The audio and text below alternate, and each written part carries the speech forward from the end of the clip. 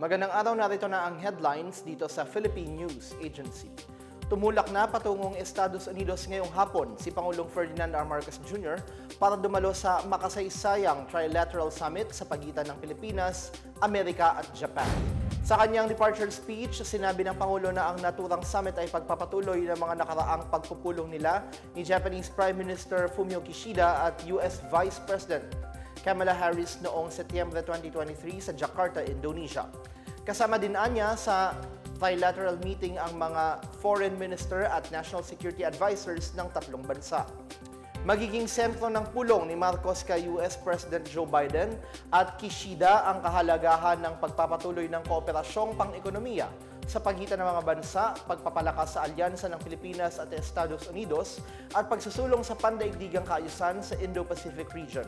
Plano din niya ng Pangulo na makaharap ang ilang business leaders doon upang hikayatin sila na mamuhunan sa Pilipinas. Samantala, itinalaga ni Pangulong Marcos si Vice President Sara Duterte, Executive Secretary Lucas Belsamin at Agrarian Reform Secretary Conrado Estrella bilang caretakers ng pamahalaan habang siya ay nasa Amerika.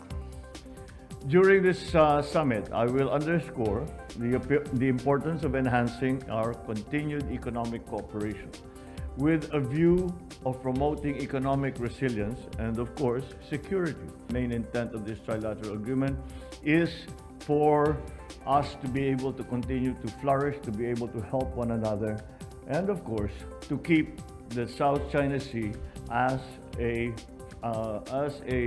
freedom, to keep the peace in the South China Sea and the freedom of navigation in the South China Sea.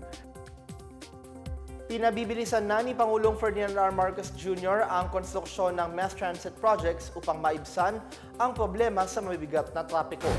Sa kanyang mensahe sa bagong Pilipinas Town Hall Meeting on Traffic Concerns sa San Juan City, sinabi ng Pangulo na ang tanging solusyon na nakikita nila ay ang pagtatayo ng mass transit system at pagpapaunlad ng mga karatig probinsya ng Metro Manila.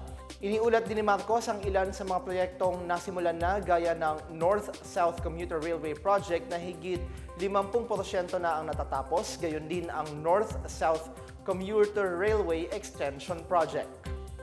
Samantala, nasa 38% na ang North-South Commuter Railway Extension Project South Extension o Manila to Calamba, nasa 41% na ang Metro Manila Subway Project, nasa 80% na ang LRT Line 1 Cavite Extension, nasa 85% na ang MRT Line 3 Rehabilitation and Maintenance, gayon din ang Unified Grand Central Station o ang Quezon City Common Station na nasa 83% ng tapos. Habang nasa 67% na ang MRT Line 7 mula Quezon City hanggang Bulacan. Alam niyo, wala talagang solusyon ang traffic kung hindi tayo malipat sa kalsada at mapunta sa mass transit. Nabigyan nga tayo ng statistic ngayon sa kasalukuyan, 4.9 billion ang cost ng commuting dito ngayon sa Metro Manila. Kung wala tayong gawin, aakyat ito ng halos 9 billion kada araw. At tapos ang analysis ng NEDA at saka Department of Finance, 3.5 billion ang nawawala sa atin. Yung tinatawag na opportunity cost, nasasayangan na oras, ang mga dapat na hindi na productivity natin bumabagsak, dahil nga nag-aantay tayo ng sasakyan. Kaya dyan tayo pupunta. Ang tanging sagot dito ay talaga mga mass transit system. Kaya yun ang aming minamadali. Yun ang kaya na sa kaantay ng ora-orada sa daan at yung gastos ng ating mga commuter. Nabigyan nga tayo ng statistic ngayon sa kasalukuyan, 4.9 billion ang cost ng commuting dito ngayon sa Metro Manila. Kung wala tayong gawin, aakyat ito ng halos 9 billion kada araw. At tapos ang analysis ng NEDA at saka Department of Finance, 3.5 billion ang nawawala sa atin. Yung tinatawag na opportunity cost, nasasayangan na oras, ang mga dapat na hindi na productivity natin bumabagsak, dahil nga nag-aantay tayo ng sasakyan. Kaya dyan tayo pupunta. ang tanging sagot dito ay mga mass transit system. Inamin ni Pangulong Ferdinand R. Marcos Jr. na nagimbal siya sa napaulat na lihim na kasunduan sa pagitan ni dating Pangulong Rodrigo Duterte at ng China tungkol sa isyu ng West Philippine Sea. Sa isang panayam sa San Juan City, sinabi ng Pangulo na nagulantang siya sa ideya na nakompromiso ng isang lihim na kasunduan ang teritoryo at soberanya ng bansa, kaya't nais niya umanong malinawan ukol dito.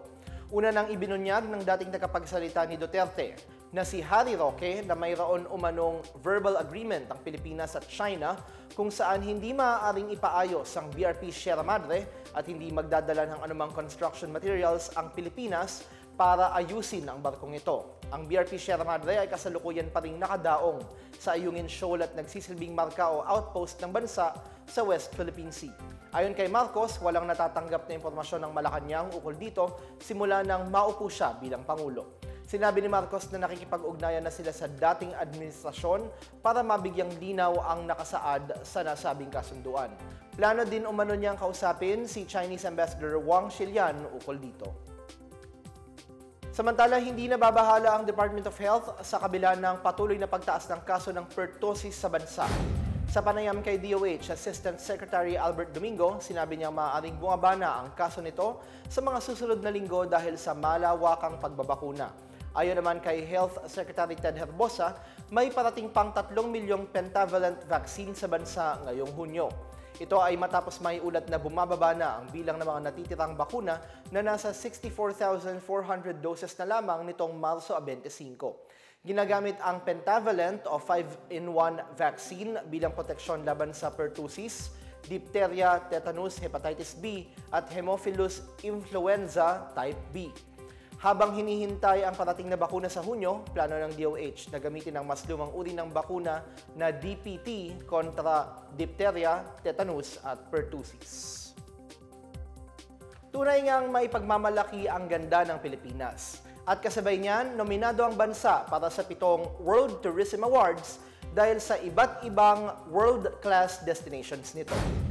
Kabilang dito ang mga kategoryang Asia's Leading Beach Destination, Asia's Leading Dive Destination at Asia's Leading Island Destination. Nominado muli ang makasaysayang Walled City ng Intramuros bilang Asia's Leading Tourist Attraction. Nominado naman ang Boracay bilang Asia's Leading Luxury Island Destination at ang Cebu bilang Asia's Leading Wedding Destination. Samantala, nominado muli ang Department of Tourism bilang Asia's Leading Tourist Board. Ayon kay Tourism Secretary Cristina Frasco, patunay ito ng pagsisikap ng ahensya na mapaunlad ang turismo ng bansa sa ilalim ng Administrasyong Marcos. Nagpasalamat din siya sa pamunuan ng World Tourism Awards para sa pagkilala at pagpapamalas sa mga naggagandahang lugar sa bansa.